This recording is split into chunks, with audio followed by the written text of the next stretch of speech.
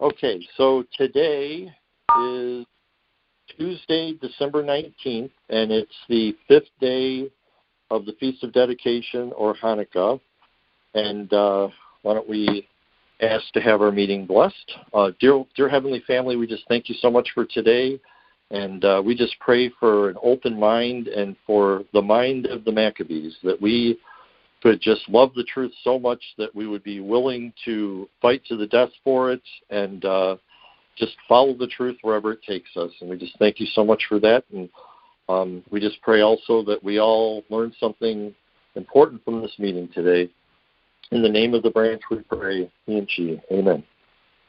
Amen. Amen. Okay, so we just finished book 12 in Josephus. So again, we're going through Josephus' Antiquity of the Jews.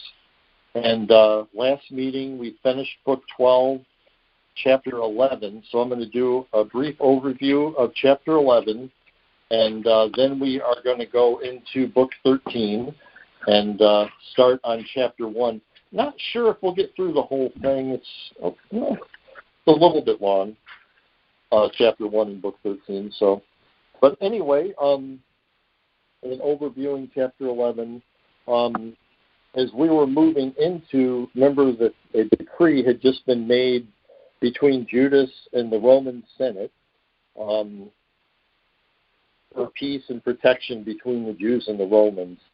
So that decree, of course, probably would kind of make Demetrius, the Seleucid king, kind of upset and nervous, I would assume. Josephus actually didn't mention that, but obviously, I'm sure that he heard about it.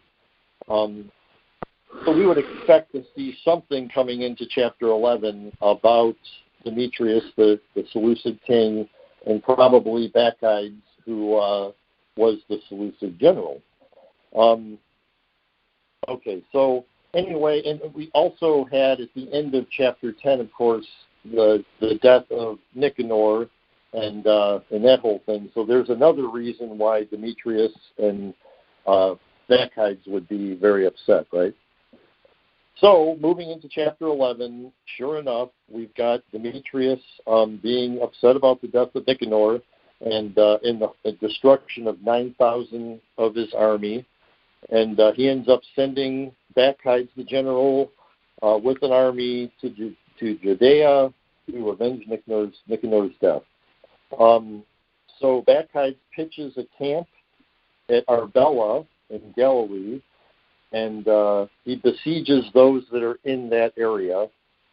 And Judas is camped at a town or a village called Zebo.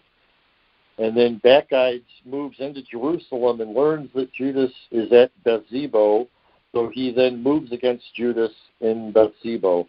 So just to give an idea of what's going on here, Bacchides has 20,000 men with them, and footmen, and 2,000 horsemen. And Judas has, according to Josephus, 1,000 men. And in the footnote, when we read that, we learned that most likely, and in other accounts, Judas had 3,000 men. So anyway, in either case, they're hugely outnumbered. So Bacchides moves into Zebo and starts to come after Judas. And Judas's army sees the sheer numbers that are coming after them. And so their men are very fearful, and he ends up losing quite a few men to fear. They're trying to encourage Judas to fight another day, to retreat, and to get together a bigger army, and so on. And of course, Judas is not going to do that. He's, always gonna fight, right? No matter what the numbers are. And Judas actually gives this little speech. Why don't we go ahead and read that real quick? It won't take long. It's, okay. Let not the sun ever see such a thing, that I should show my back to the enemy.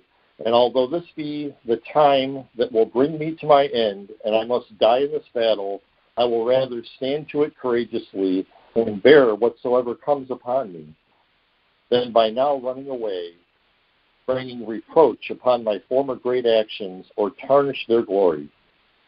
So that's the speech that he made to his soldiers.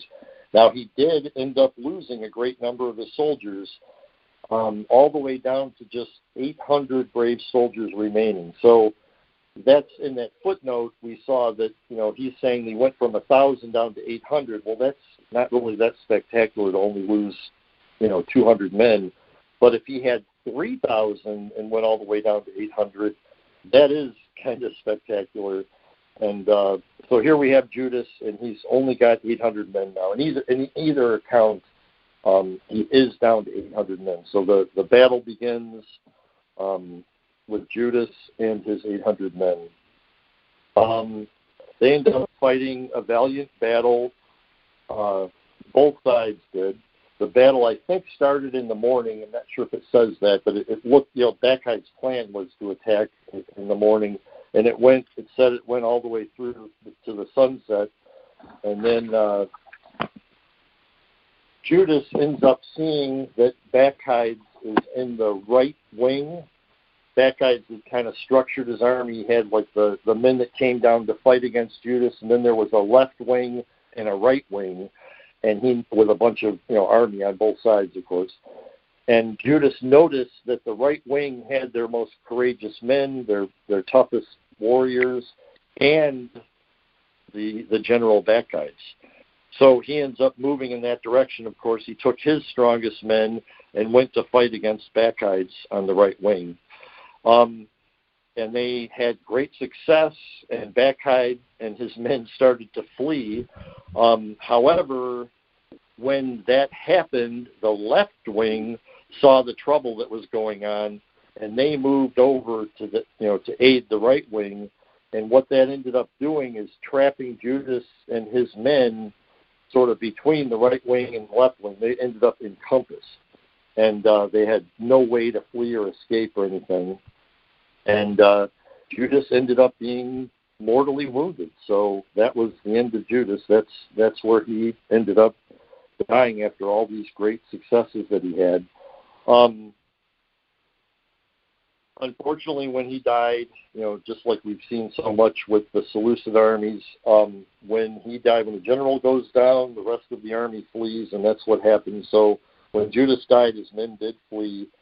And then luckily, Simon and Jonathan, who are Judas's brothers, they were able to retrieve Judas's body. There was some kind of a treaty. It doesn't discuss the details of it, but by treaty, they were able to recover his body, and they were able to bury him in Modin, which is where, I think it's Modin. It's either Modin or Modin. Buried right with where Mattathias, his father, was buried. So, and of course, all the good Jewish people, the ones that were following Judas and the Maccabees, who were following God the way they were supposed to. They mourned the death for many days. And actually, I'm going to read. Josephus gives like kind of a memorial account of Judas's life, which I think also is worth reading again, and won't take very long. Okay, here we go. This is at the very end of chapter 11. And this was the end that Judas came to. He had been a man of valor and a great warrior, and mindful of all the commands of their father Mattathias, and had undergone all difficulties, both in doing and suffering, for the liberty of his countrymen. And when his character was so excellent, he left behind him a glorious reputation and memorial, by gaining freedom for his nation and delivering them from slavery under the Macedonians. And when he had retained the high priesthood 3 years, he died.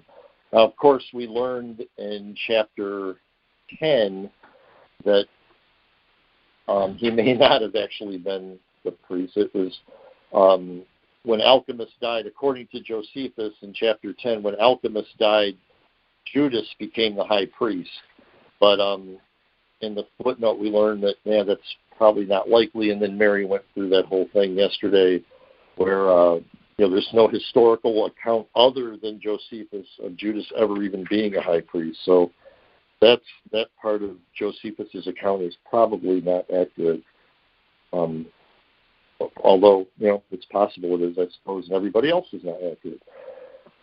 Okay. So let me just see if I have anything else here. Yeah, I think the main thing to get out of Book 12, the most important point, is to just understand how, we have Mattathias and his sons, just a few people, and they made such a huge difference. If it wasn't for them and their courage and their resolve, the Jewish nation wouldn't be here today. It probably would have ended right there. I mean, everybody would have been Hellenized, and the Jewish faith would have just been blended in with other cultures, and it would have ended. And it's just kind of encouraging. And the other thing to note is that really Mattathias, although because of his resolve, he did have a lot of followers, but he wasn't high up in the government or one of the high. He was a priest, but he wasn't the highest priest. I think he just had some temple duties and things like that. But yet he and his family changed the world, right? So we all need to, I think it's real easy to get in a rut and you just think of yourself as, I'm not very important, and what can I do? How could I change anything or make a difference? And this is saying, each and every one of us, we really can make a difference if we think right and act right, Especially when we become one with God, making us one with each other, Yep. And a team of us is even better yet, right, Leroy? Amen. Yep. So is there victory. Any other... Yeah, I was just going to say victory is never really in the numbers, is it? From what we've, learned in history over and over again. So, something to learn. So also just a quick comment, we're at 160 BCE now. So at the death of Judas is 160 BCE as far as where we're at as far as dates go, moving into Book 13. So any other comments on what we've covered? And this is all during the quiet period between the Old Testament scriptures and the New? Yes, yeah. So it'll be 160 from the end of the Old Testament going towards the New? Correct, yeah. So it's 160 BCE. Of course, Christ, the destruction of the temple, by the Romans or whatever is 70 AD, right? So, the Christian era is from Christ to 70 AD, really. Or today, you could say.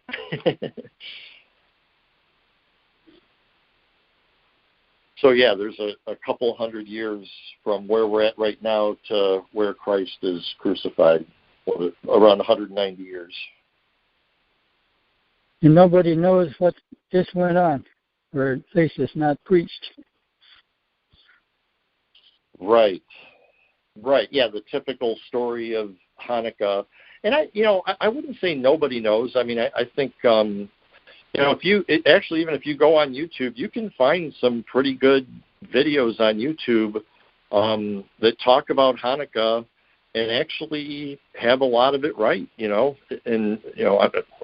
all of it right even. And you do find a lot of stuff where they talk about the oil and the menorah, and everything's based on the menorah and that kind of thing. But there are videos that have this stuff correct. It's sort of like for the Christians, we have Santa Claus, right? Yeah. And they have Hanukkah, and they, like the gift thing that they do. I think they give a gift every day of Hanukkah. That's, not necessary. That's similar to like our Santa Claus and gift giving thing with Christmas, and that's probably where they got it from, actually. And they have the dreidel, and they have certain foods that they eat during Hanukkah, and none of that stuff is necessarily from the original Hanukkah, story. Kind of evolved over time. Any other comments, or do we want to go ahead and get into Book 13? I did talk to Trenton, made sure that's where he wanted us to go, and he does want us to go into Book 13, Chapter 1 tonight.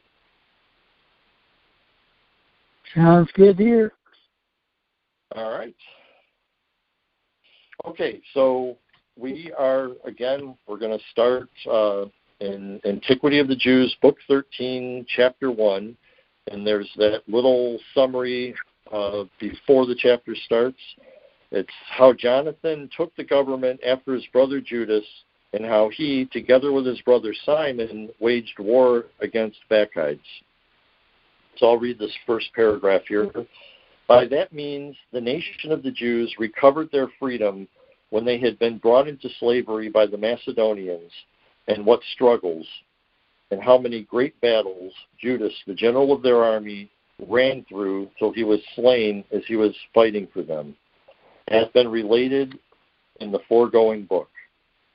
So there's a little summary of Book 12 again. But after he was dead, all the wicked and those that transgressed the laws of their forefathers sprang up again in Judea and grew upon them and distressed them on every side.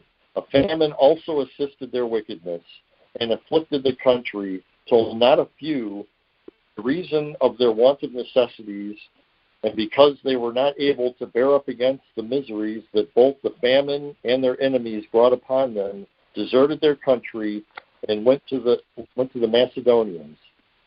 And how Bacchides gathered those Jews together who had apostatized from their accustomed way of living of their forefathers, and chose to live like their neighbors, and committed the care of those of this party, and delivered them up to Bacchides, who, when he had in the first place tortured and tormented them at his pleasure, he by that means at length killed them.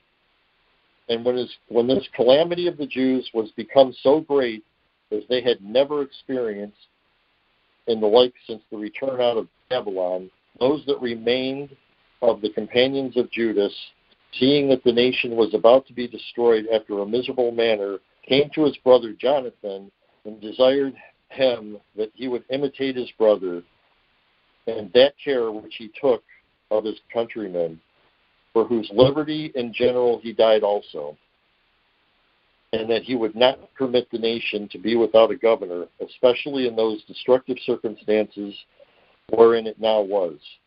And when Jonathan said he was ready to die for them, and was indeed esteemed no way inferior to his brother, he was appointed to be the general of the Jewish army.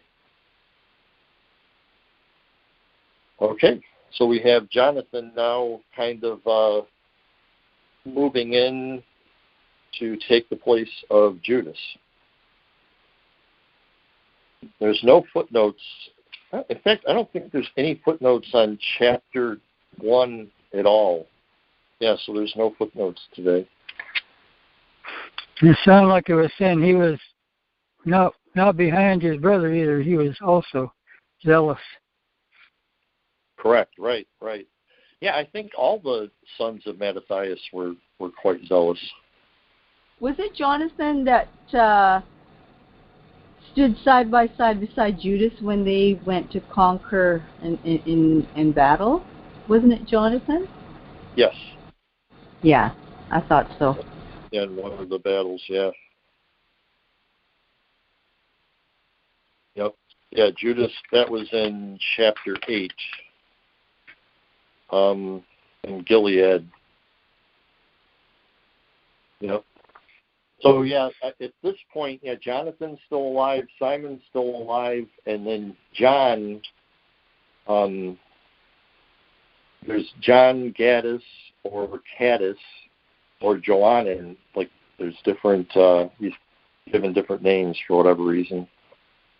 I think he's still alive at this point, but Eleazar, obviously, he's passed away. He's the one that got crushed by the elephant, and Judas Maccabeus, of course, died at the hands of Bacchides. I think the three of the brothers are still alive. I think John Gaddis, though, close to, I think he's right around the same time as Judah. Maybe we'll be reading that today. So, should we move on? That was kind of not a complicated paragraph. Okay. When Bacchides heard this and was afraid that Jonathan might be very troublesome to the king and the Macedonians, as Judas had been before him, he sought how he might slay him by treachery. But this intention of his was not unknown to Jonathan, nor his brother Simon. But when these two were apprised of it, they took all their companions and presently fled into the wilderness, which was nearest to the city. And when they were come to a lake called Asphar, they abode there. And when Bacchides was sensible that they were in a low state and were in that place, he hasted to fall upon them with all his forces, and pitching his camp beyond Jordan, he recruited his army. But when Jonathan knew that Bacchides was coming upon him, he sent his brother John, there he is, who was also called Gaddis, to the Nabatean Arabs, that he might lodge his baggage with them until the battle with Bacchides should be over, for they were the Jews' friends. And the sons of Ambri laid an ambush for John from the city Medaba, and seized upon him and upon those that were with him, and plundered all that they had with them. And they also slew John and all his companions. However, they were sufficiently punished for what they had now did by John's brethren, as we shall relate presently. So obviously that's coming up. Well, there's John. And so obviously, yeah, he did end up passing away right after Judas. So sounds like he was kind of ambushed. There you go. That's the right word. Does it say why they sent him away to their friends? It seems like maybe it was for safekeeping, but it didn't turn out that way. Yeah, it doesn't really say. Yeah, it's the phone. It says, when Jonathan knew that Bacchides was coming upon him, he sent his brother John, who was also called Gaddis, to the Nabatean Arabs, that he might lodge his baggage with them until the battle with Bacchides should be over, for they were the Jews' friends. And the sons of Ambri, the sons of Ambri laid ambush for John from the city Medaba, and seized upon him and upon those that they were with him, and plundered all that they had with them. They also slew John and all his companions. Yes, it doesn't say why Jonathan sent him away, unless it was, it was just for safekeeping. Well, they had all their baggage, stuff they didn't want in the battle with them, sound like. Okay, yeah, that could be. Right, yeah, I wonder if we were to investigate that word baggage. I bet you're right, Leroy. There might be more meaning to that, like maybe that was some of the, the writings and stuff like that they might have had. Mm-hmm. Maybe some, important artifacts or whatever. Okay, any other comments on chapter or paragraph 2? All right, so we'll go into 3 here. And if anybody would like to read, I'd be happy to let you read. Okay, so paragraph 3. But when Bacchides knew that Jonathan had pitched his camp along the lake of Jordan, he observed when their Sabbath day came, and then assaulted them by supposing that he would not fight because of the law for resting on that day. But he exhorted his companions to fight, and told them that their lives were at stake, that they were encompassed by the river and by their enemies, and had no way to escape, for that their enemies pressed upon them before, and the river was behind them. So after he had prayed to God to give them victory, he joined battle with the enemy, of whom he overthrew many, And as he saw Bacchides coming up boldly to him, he stretched out his right hand to smite him. But the other, foreseeing and avoiding the stroke, Jonathan, with his companions, leaped into the river and swam over it, and by that means escaped beyond Jordan, while the enemy did not pass over that river. But Bacchides returned presently to the citadel at Jerusalem, having lost about 2,000 of his army. He also fortified many cities of Judea, whose walls had been demolished: Jericho, Emmaus, and Betharon, and Bethel, and Timnah, and Paratho, and Tekoa, and Gazara, and built towers in every one of these cities, and encompassed them with strong walls that were very large also, and put garrisons into them, that they might issue out of them and do mischief to the Jews. He also fortified the citadel at Jerusalem more than all the rest. Moreover, he took the sons of the principal Jews as pledges, and shut them up in the citadel, and in that matter guarded it. Wow. It's like the persecution of the Jews just never ends. All right. So, after that paragraph, we've just got, obviously, the Seleucid general is basically setting things up. It almost seems like kind of for guerrilla warfare, where they could just pop out of all these garrisons and kill the Jews, right? Yeah. I listened to something today. I forget where it was, but Jesus was accused of Sabbath breaking, healing on the Sabbath. And he said, "My Father worketh, and I work."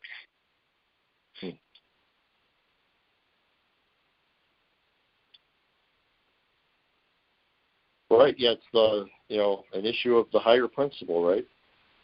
Yeah.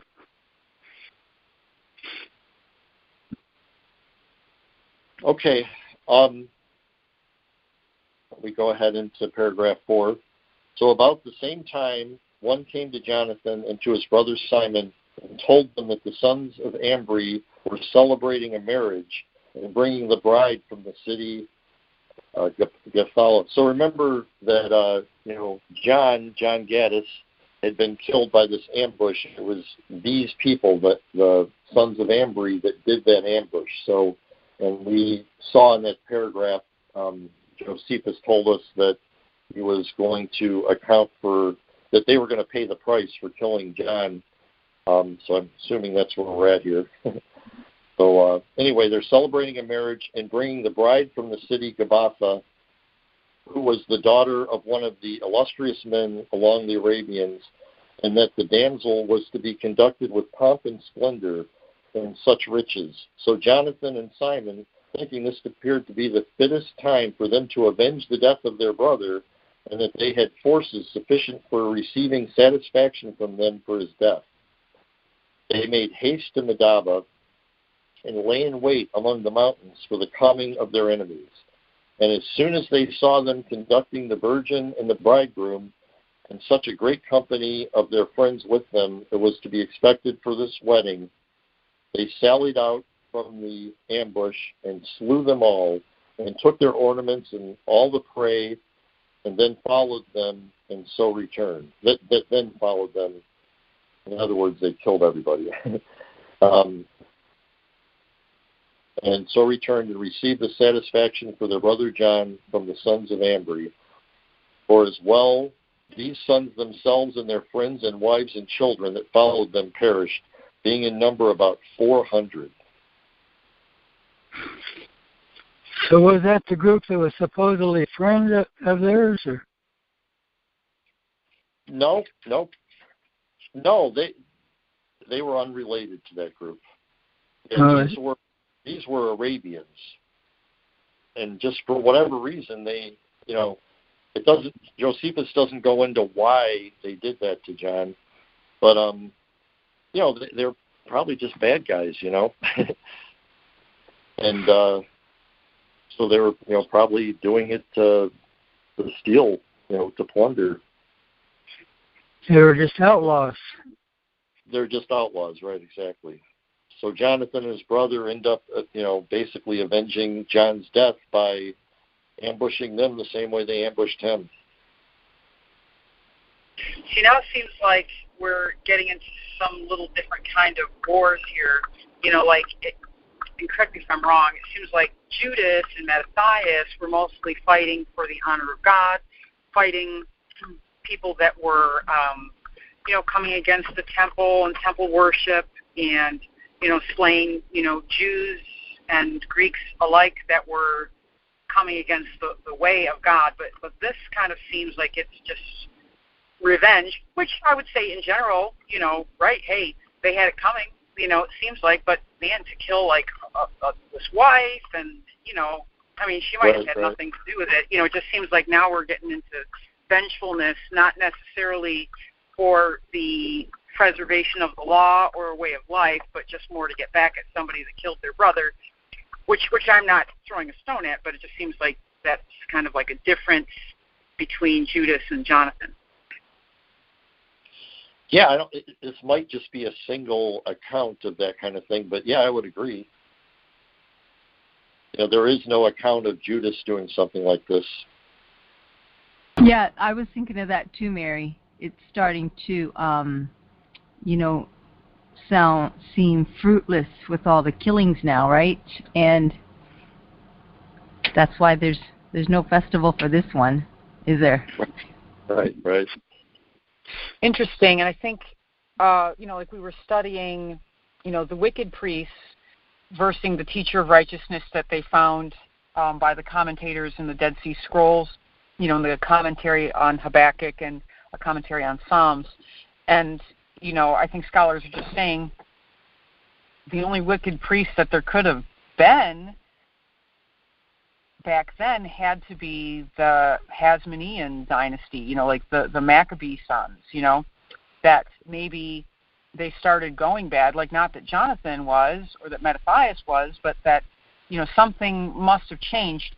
Maybe it was the Herodian priest, but it seems like they're thinking that there was something that was coming against the teacher of righteousness, and, scholars just think it's the Hasmonean priest. So it'll just be interesting just to, as they're going through these battles, just see the spirit of the fighting, and if it's the same as Judas's or if it's maybe taking a turn, which might give us insight into who the wicked priests are. I don't know, or maybe not. I know the Dead Sea Scroll people, as they moved on, they wrote that you don't pull a ox out of the ditch when he falls in the ditch, so they had changed greatly, apparently. Right. Yeah. So you have any other comments on paragraph 4? Yeah, corruption just starts creeping in now, right? Possibly, and also, yeah. Go ahead. Well, I'm not, this is just one point right here, one revenge, so I don't know if I'd want to hang my hat on that yet, but, it's definitely something to watch for. This is Josephus' account, of course, and it'll be interesting to see if he does have that kind of corruption creeping in, or if he keeps, the whole Maccabean thing, of high esteem and high honor. But we'll find out.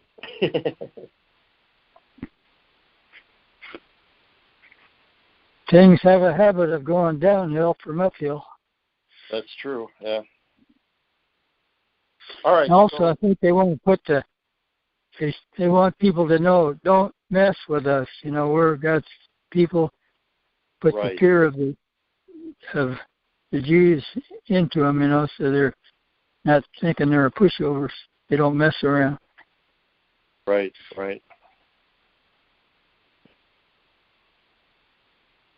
Yeah, it's interesting that this John Gaddis guy, I don't think I remember reading anything about him earlier. I don't remember any account of him. He just kind of pops up in this one place, and then ends up getting ambushed and killed. But, I don't remember him being in any of the battles or anything.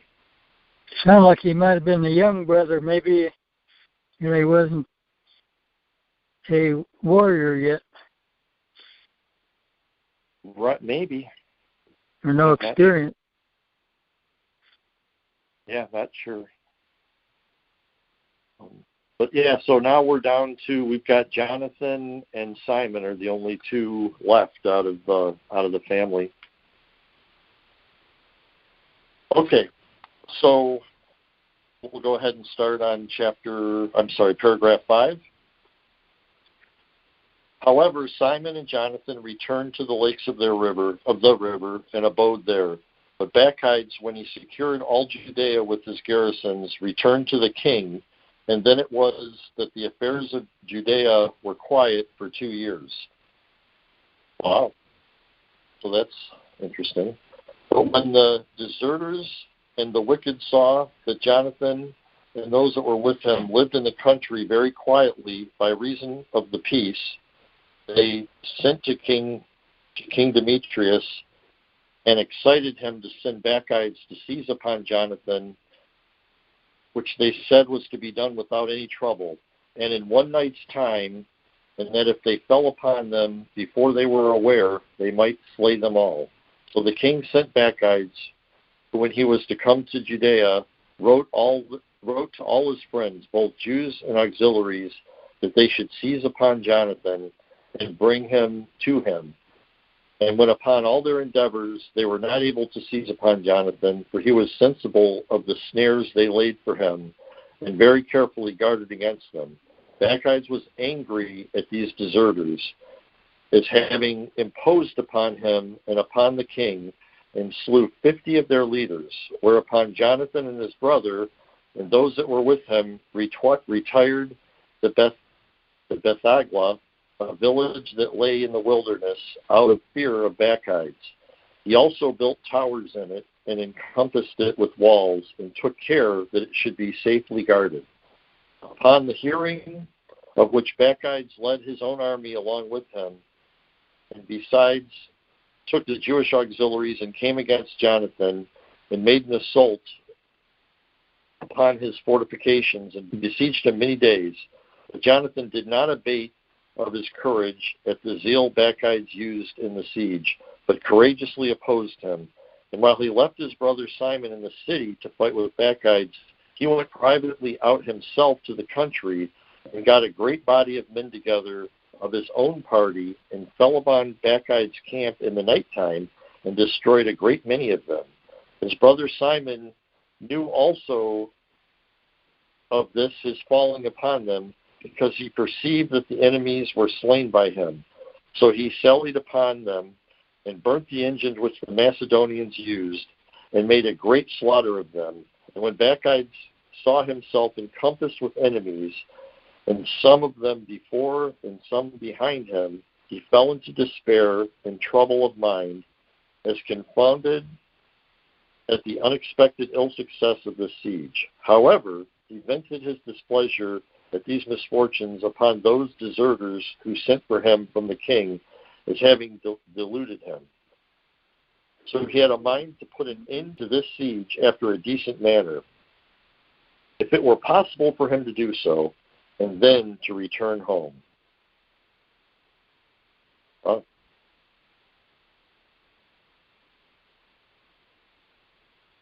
it looks like he's thinking about a little peace treaty or something. So what do you guys think? Anything you want to comment on paragraph 5? It's kind of a long one. You think he would have got killed in that deal when he had people attacking him from front and behind? Right. I'm sure he had a huge number of army, though. Probably, yeah.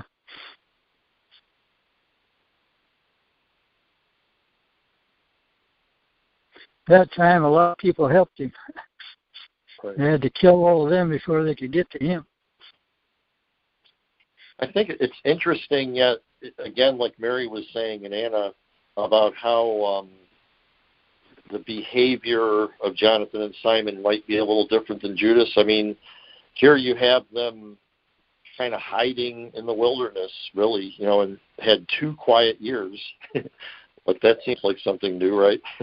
And not, not really the character of Judas. Judas, it seems like in that era when they went into Judea and they fortified, built all these garrisons and were kind of attacking the Jews or whatever, it seems like Judas would have dealt with that. And instead, Simon and Jonathan are kind of hiding in the woods, so to speak. But they weren't sitting idle. They were building. They did. Fortifications. Right. Yeah, they did build a fortress. But, there was 2 years apiece. And, you could also say this the other way, that Judas, might have been instigating a lot, like he was constantly at battle, but part of that was he was constantly instigating as well, like any little action against the Jews, he would take action himself. Mm-hmm. Well, you can tell from his speeches, right? Right. To the people. Right. That he was just a go-getter, and you never find him with his back turned towards the enemy. That's his motto. Right. Yeah, that's another good point. Like, we're not seeing any speeches either. Well, so what do you say we go ahead and read this last paragraph of chapter 1? So when Jonathan understood his intentions, he sent ambassadors to him about a league of friendship and mutual assistance, that they might restore those they had taken captive on both sides. So Bacchides thought this was a pretty decent way of retiring home, and made a league of friendship with Jonathan, when they swear they would not any more make war against one another. Accordingly, he restored the captives and took his own men with him and returned to the king at Antioch. And after this, his departure, he never came into Judea again. Then did Jonathan take the opportunity of this quiet state of things and went and lived in the city of Michmash, and there governed the multitude and punished the wicked and ungodly, and by that means purged the nation of them. Wow. Well, there's Jonathan, making sure the Jews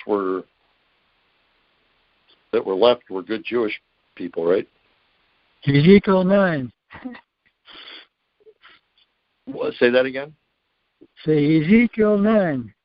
Oh, separation of the there you go, right? wheat and tares.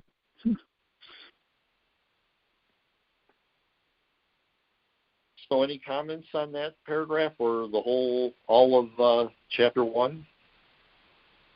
It's interesting, these enemies, they weren't working on emotion. Apparently they knew they both needed some peace, so they actually kind of became friends after all of that. Right. Sure.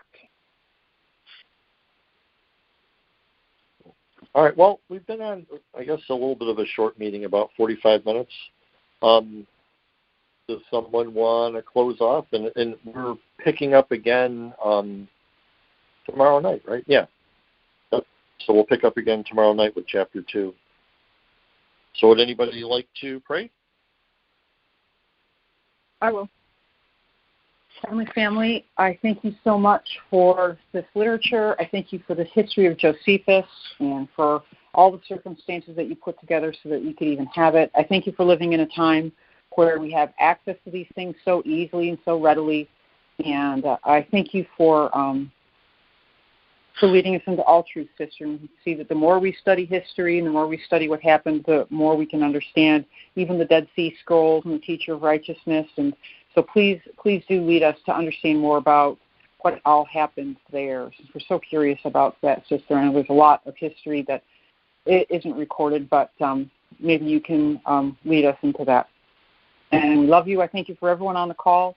I thank you for their diligence and their love for study as well. It's very encouraging to all of us. And your hand of blessing upon your people, the branch candidates, the sons of the dawn, and some of the sons of the light, and just your hand of blessing and strength upon us. In the name of the branch, amen.